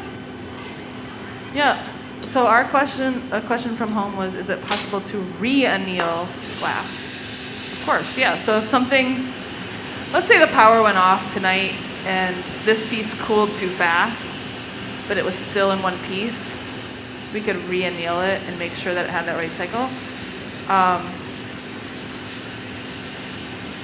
The glass that's made, so there's some mold blown glass that they blow the glass into a mold, anneal it, and maybe cut off the top, like a wine glass. So the really thin wine glasses that are sort of handmade, not sort of handmade, they are handmade, but they're blown really thin in a mold, and they do something called hot popping, where they score and crack the top off, so it's a really thin glass, and it wouldn't, it wouldn't last in the oven too long. So you couldn't like blow glass like this. You just blow it to a mold, pop the top off so that the lip is really thin.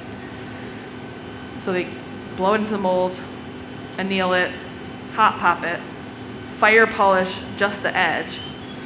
And because they heated the top of the edge, that then has to be re-annealed. So usually hot pop a piece, put it back in the oven, bring it up to temperature, re-anneal it so there's no stress in it. So yeah, you can definitely re-anneal glass.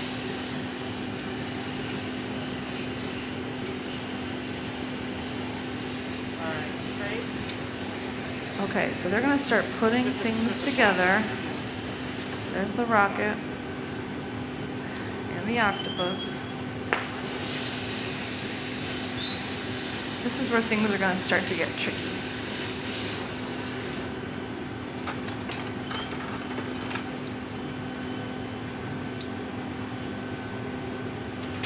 So they're going to attach the rocket to the octopus. This is the color. This is the same coloring as the octopus and the rocket, but you can see when they're hot, they look different.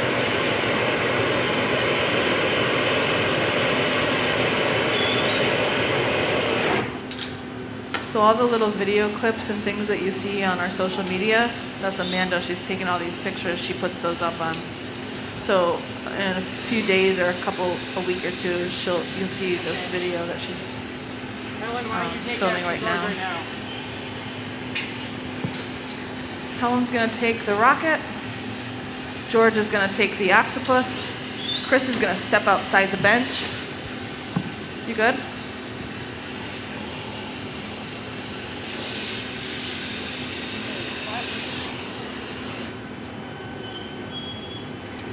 Chris is going to wrap the tentacles around the rocket. Come on over, Ellen.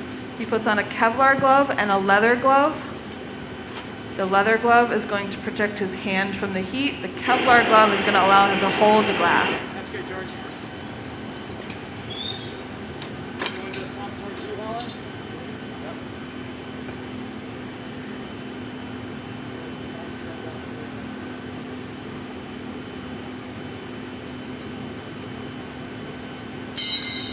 So he uses the Kevlar glove to kind of push the rocket and the octopus together. They'll cool that jack line on the rocket, and with a light tap, pops right off and into the oven. How about a big round of applause?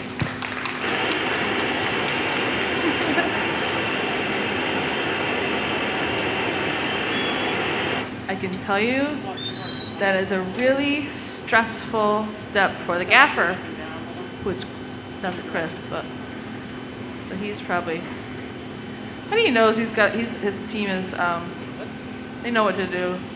He's not kind of, there's a little bit of pressure, but he probably feels pretty good.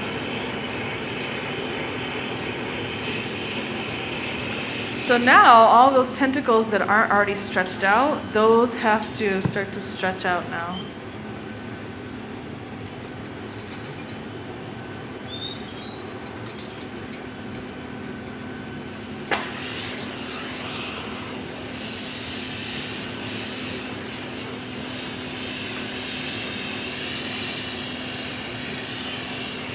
So he's warming up the tweezers. Head up and then down. It's going to start to heat up the tentacle.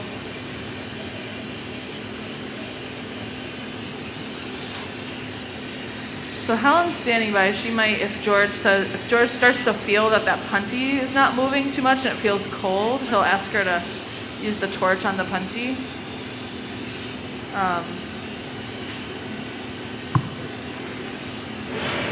Like that.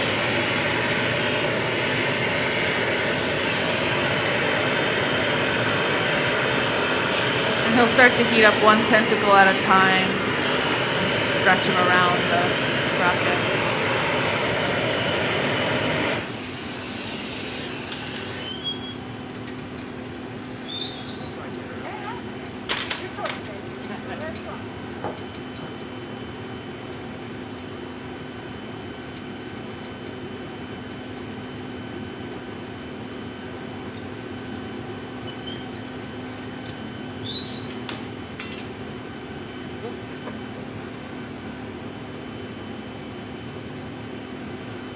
Pulls and stretches it, wraps it right around. You can stretch glass almost as fine as a human hair if you pull it hot enough and fast enough. The key is getting the temperatures right. So he heats the whole tentacle so it pulls out nice and even.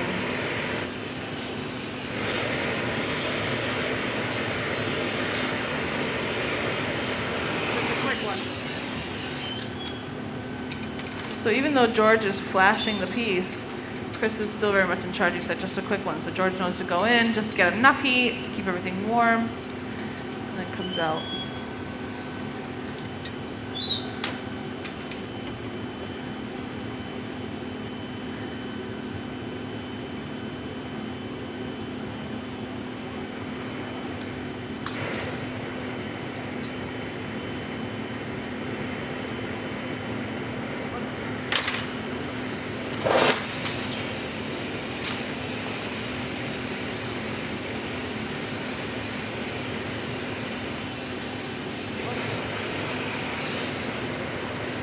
Side, third.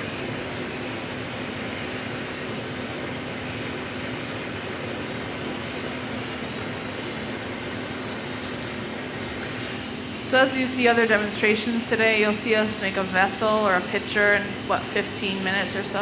15, 20 minutes? And you can see once you start adding all the intricate color, the intricate detail, the pieces become more complicated, you can work on a piece of glass for quite a long time. This one we've been working on since, or Chris has been working on for about 9 o'clock this morning.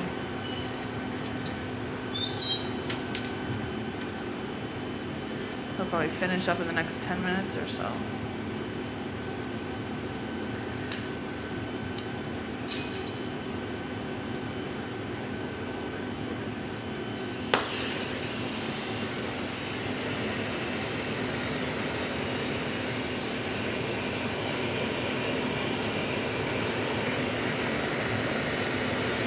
So we do these live demonstrations that are live streamed every Wednesday morning from 10 to 12. Next week is a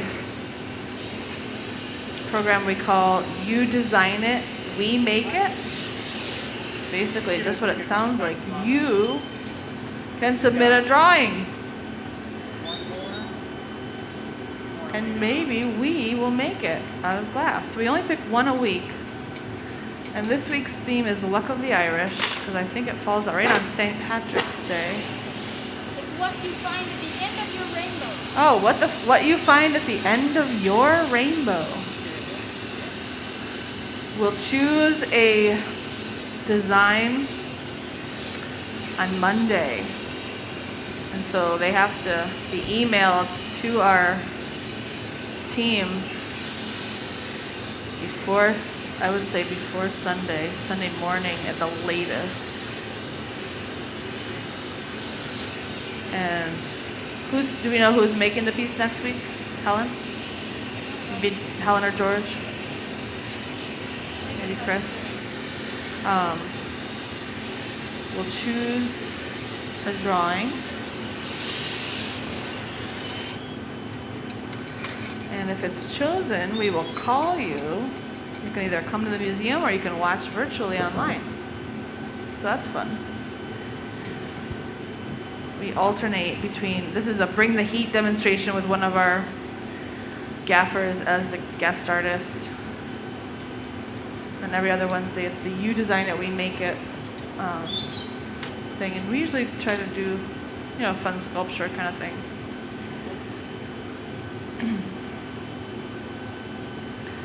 So if that's something you're interested in participating in, definitely. And you don't have to participate this week, you can participate all throughout the spring. And possibly this summer. I don't think they have anything set in stone yet, but definitely throughout the spring. For the You Design It, We Make It. That's pretty good for the wraparound. I'm just going to adjust the one that's sealed. Okay, so he's kind of checking to see if all 8 of the tentacles have been pulled. There's still one that hasn't been pulled yet. It's hiding behind the fin of the rocket. So Chris will start to heat that up, stretch that out.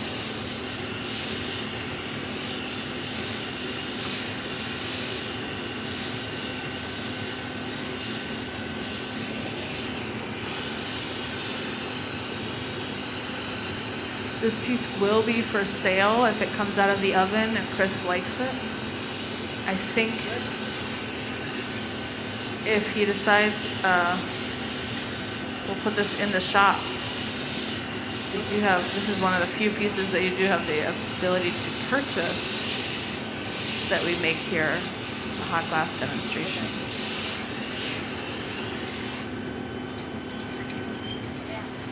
But that's all dependent on how this turns out and if Chris decides that it would be a good one to try to sell.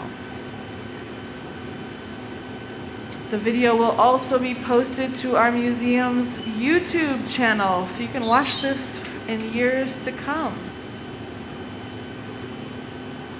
With the rest of some of our live streamed demos, you can find those on YouTube as well as those You Design It, We Make It, so you can find all of those. So there's lots of videos to watch, glassmaking videos to watch on our YouTube channel.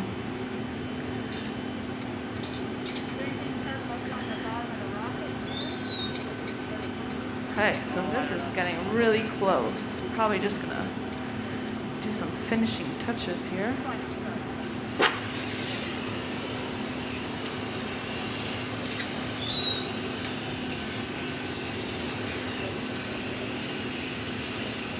Final adjustments.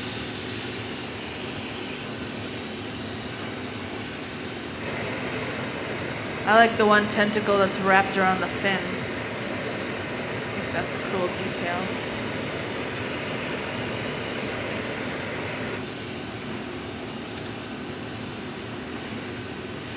You can see he also kind of tells George when he does this little motion, it's kind of to let George know to turn or flip.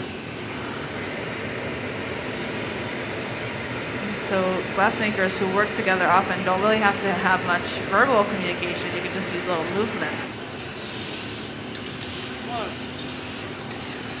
These guys have been working together for over 10 years or so.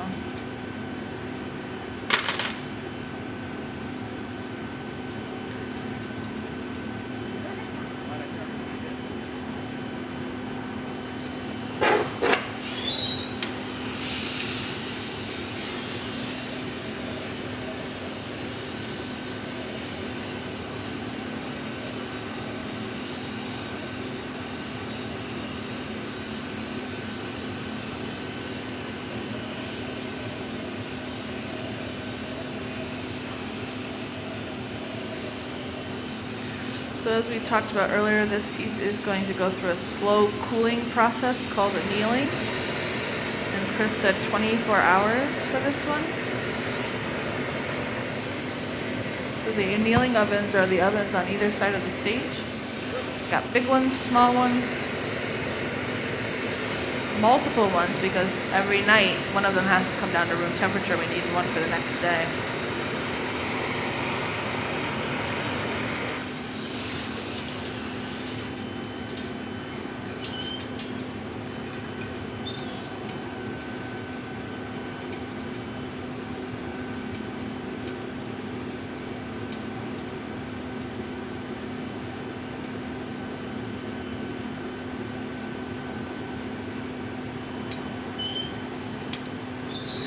So as we're closing up, tune in for some of our other live streams. Check them out on YouTube.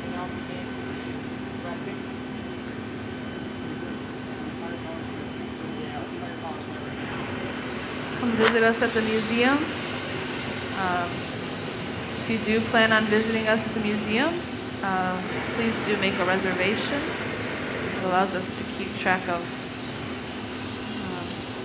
how many people are coming and kind of spread them out. I don't really want to mess with it. So if you know you're planning on coming, try to make a reservation so we can keep up with our capacity requirements.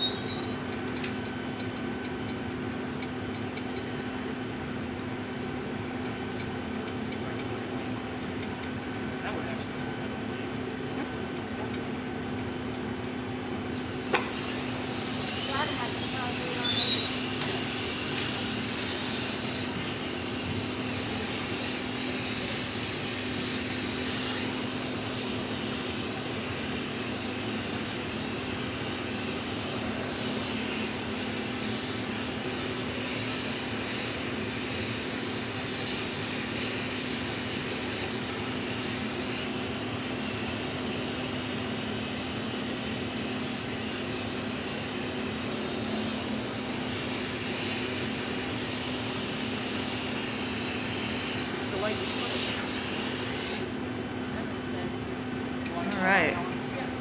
So Helen's going to suit up. She's going to put on a sweatshirt and some Kevlar gloves and even a face shield because she's the lucky gaffer that gets to stick her arms and face into the 910-degree oven. To do that, she's going to need a little extra PPE or personal protective equipment.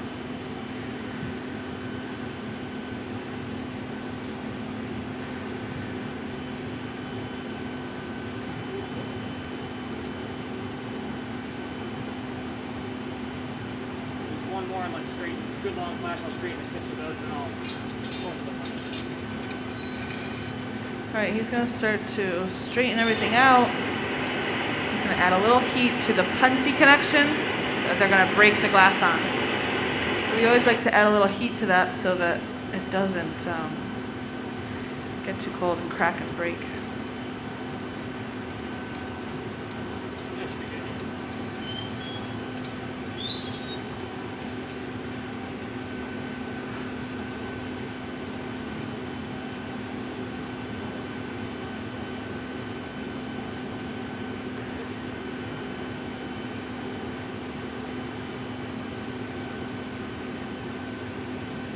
is a really cool sculpture.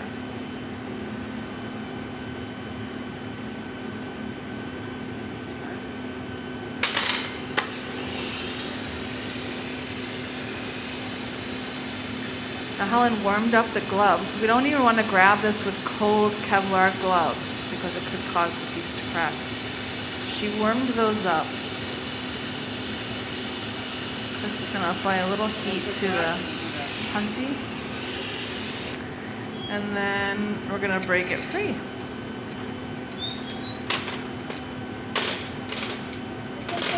To do that, he's either going to touch it with a cold set of tools or maybe add a little water to it. Are you done with doors? He's going to crimp it with a set of shears. Helen's going to get under it just in case it pops off. And with a light tap. Hey.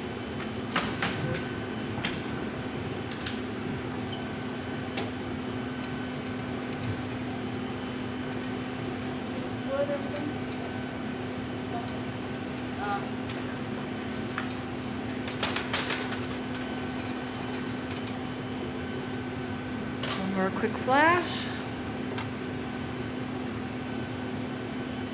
They're letting it settle up a little bit.